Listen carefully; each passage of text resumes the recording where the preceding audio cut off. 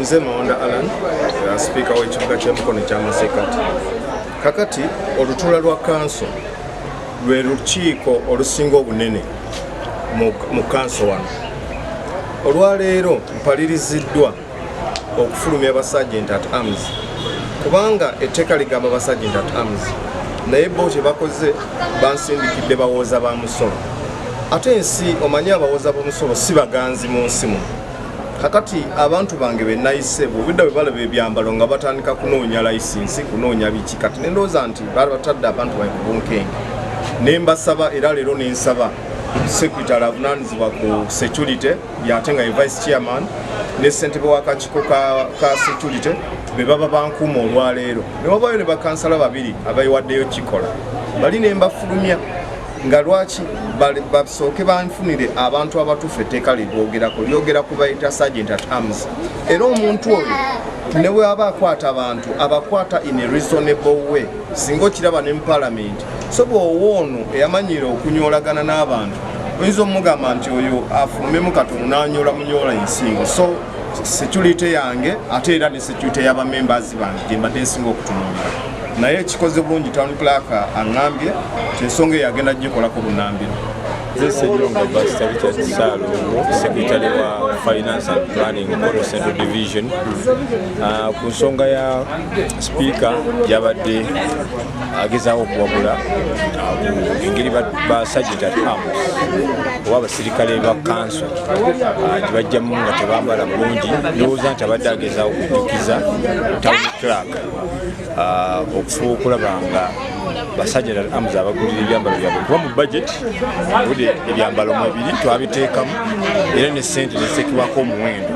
N'olwekyo ndowooza nti town clerk ayinza okuba badde akozeemuko obunafu naye kirungi speaker amujjukiza ssente mweziri era tulowooza nti kansa enaddako bajja kuba bazze bambadde kuba ssente zaabwe mu budget mweziri ku nsonga y'ebyambalo byabwe. Ekyamazima naffe ffennyini olwaleero tubadde tufunye okutya tugamba nti kansa ennamba tetutuddemu era mu standard rule of procedure waliwo akatundu obwogerera ku basajja tyatyamu mu kanso ezitudde nabatya bayisa batya muki tweraliikire tugamba nti era tutya ne kansa ennamba nga tekisobola kugulira basajja tyatyamu byambalo bikola mu kanso. Era speaker nze amazima ga Katonda musiimye nnyo olunaku lwaleero okuba nti atunulidde ekifaananyi kya kanso yaffe bwetambula ne bwegenda okubeera. Tosobola kubeera mu kanso nga omuntu ayinza okubeera sergeant at-arms agidde mu uniform esolooza omusolo mu kibuga eso egenda okusolooza license. Kyamazima honorable speaker waffe Alan Mawanda tumwebaza kubanga kyakoze kibadde kirungi ate kijja kulaga batawuni kirakawo butanyomanyooma nnyo mirimu speaker gy'alina kukola na kanso gy'alina kukola ki kubanga ekyamazima kirabika ekyo kibadde kiraba n'ayonka era mwebaza nnyo kubanga kyakoze kirungi. Erinnya Muwanga Faizo kansala w'abavubuka Mukono Central Division. Leero ebadde kanso yaffe era nga speaker w'ekibuga kino Honorable Mawanda Alan asobodde okufulumya abadde bakola nga basajja at arms olwa dressing code yaabwe. Kituufu ebyambalo bibalimu bya law enforcement tebikirizibwa ku kanso naye ku lwange ekitwala nti challenge olw'ensonga nti ssaawa za kati ekonomi nga bwemugiraba kanso yaffe terina bulungi ssente naye nga ate ssaawa yonna gavumenti egenda kwekola ki etuweereza obuyambi naye nga newankubadde nga kanso twetaaga okwetereeza naddala mu technical wing babeere nga baprovidinga ebyambalo by'abasirikale abatuufu ate bapointinge n'abantu abatuufu abateekeddwa okukola omulimu gwa sergeant.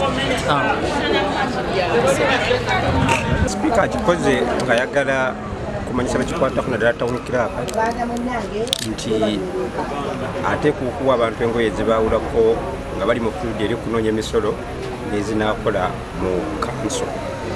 Era kimukozeseza ekyo era ndowooza omaze oluvannyuma ng'ayagala okutuusa obubaka bwe bwa town clerk amaze nayo babagamba bakomawo nga alaba tikyakoze obubaka gy'adde abusindika butuusi.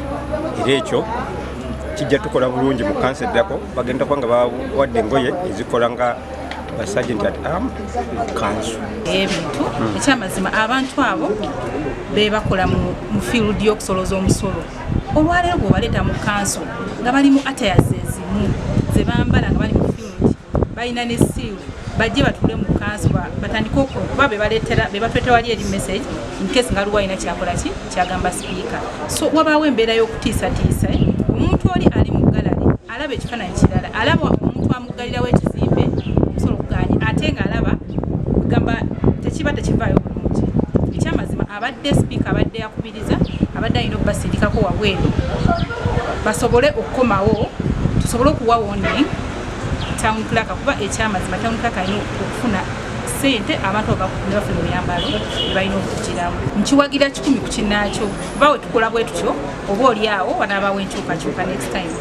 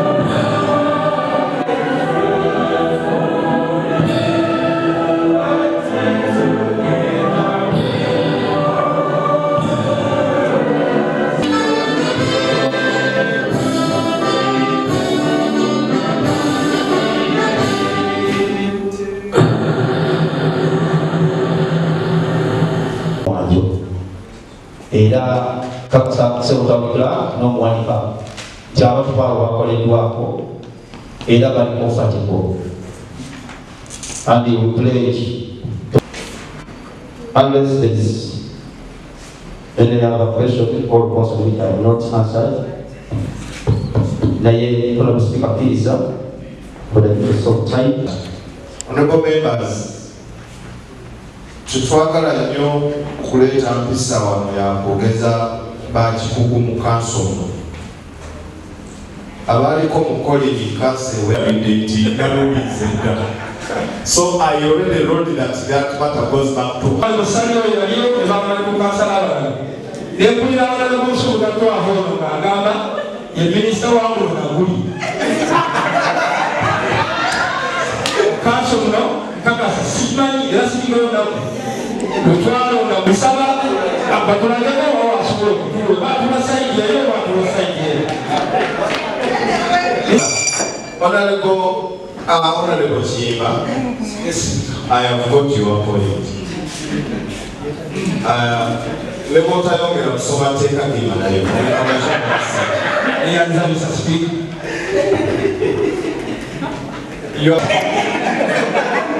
know, I have been here in computer to simani teka kumira bili sewo tukusaba obulire kanse kwanga nzichika katako a certain DP member raised it was Semuju.